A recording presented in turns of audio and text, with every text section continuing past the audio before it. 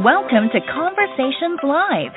For more than a decade, we've brought you the best in books, entertainment, celebrity interviews, and current events. When the movers and shakers of the world have something to say to you, they say it to us first. Here's your host, Cyrus Webb. Welcome back, everyone, to Conversations Live. I'm your host, Cyrus Webb. Glad you all could join us once again. For a radio audience tuning in at WYAD 94.1 FM and WYADonline.com, we're glad that you all can be with us. Also, tuning in to our friends at iHeartRadio and Amazon Music Podcast. We're glad you all could be with us as well.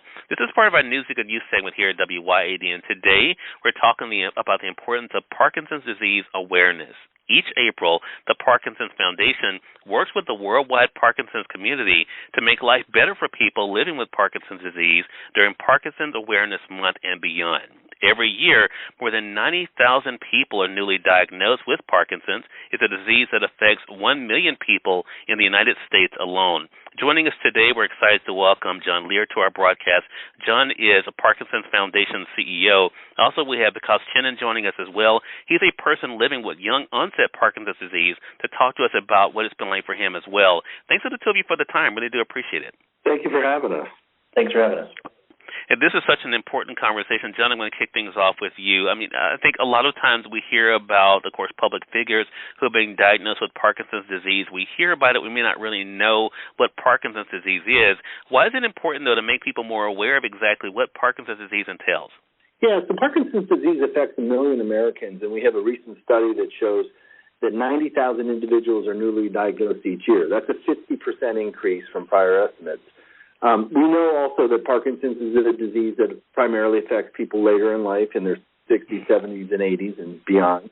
And our population is aging. And so with an aging population, people living longer, they're more likely to encounter Parkinson's either through a loved one, friend, or they may find themselves diagnosed with the disease as well. So we want people to understand, what to look for in terms of symptoms and signs.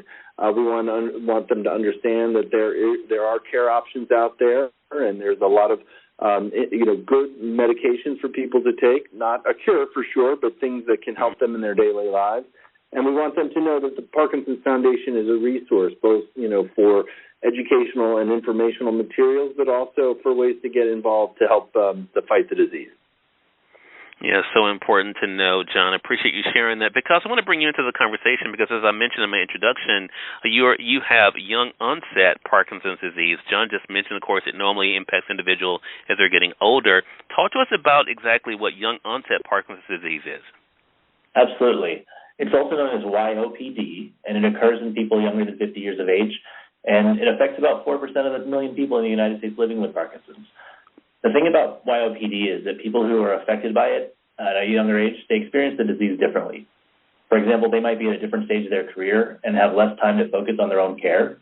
They might also have children or be planning to have children and have questions about passing those genes on to those kids. In my case, I was diagnosed at age 45. I was at the peak of my career. I had 2 children, one in high school and one in middle school, and so it came as quite a shock. And, John, when we hear about individuals like Vikas, of course, it makes people really, I think, understand that this is something that can impact all of us. So how can people get involved, whether it comes to education, John, or, of course, learning how to be able to improve quality of life? Yeah, so the Parkinson's Foundation sponsors a lot of educational events, both virtual and in person.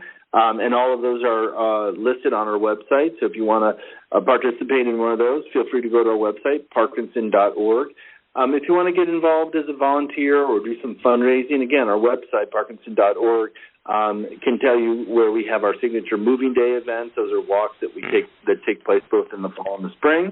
But there are many other activities that people can participate in, both to learn more about the disease and also to help support the foundation and our research, care, and educational mission. Because you mentioned, of course, having a family, and, of course, I know that support system means a lot. What else is helping you when it comes to quality of life and living well with the disease? Sure. The first step is to understand Parkinson's disease progression. So it can be challenging. There are lots of things that you can do to maintain and improve your quality of life. The first and foremost is finding a doctor and a care team that knows the disease well. and they can help guide you through managing the symptoms. On a personal note, for me, it comes down to 5 kind of key strategies, including maintaining a healthy diet, exercising regularly, managing my stress, taking the meds that are prescribed for me, and good sleep hygiene. It's also equally important to address the non-motor or mental aspects of the disease, like depression and apathy and cognitive impairment that people often experience with Parkinson's. And to that end, I've been open with my care team, family, and friends about what I need so they can turn around and support me through this. Yeah. John, as I mentioned in my introduction, this is Parkinson's Awareness Month. What else should our audience be aware of during this month that would help them not only being better educated, but also being more equipped when it comes to either themselves or family member and friends? Yeah, so our theme for this month is Take 6. And why is it Take 6? Well, if 90,000 individuals are diagnosed each year, that means there's somebody being diagnosed every 6 minutes. So we're asking people to take 6 minutes out of their day or 60 minutes, out of their week, and go to our website, find ways to get involved, find ways to educate yourself about the disease in case you know somebody and can help somebody who has the disease. But really, get involved. We're looking for people all across the country to support the foundation through many interesting activities that we have, and we recognize that a disease like Parkinson's is going to take collaboration across individuals, the foundation, academic, medical centers, industry, you name it. We need an army, and so we're trying to build an army. And April, Parkinson's Awareness Month, is a great time to send up that signal. And, John, as you mentioned earlier, that website, Parkinson.org, we'll make sure that we link that up for our radio audience as well. Again, everyone, John Lehr, the CEO and president of the Parkinson's Foundation, as well as Vikas Chinnan has been our guest today. He's an individual living with YOPD as well, sharing his story. Great information for us as we're entering Parkinson's Awareness Month. Great for ourselves, for our family and friends. And thanks to the two of you for the information. Really do appreciate it.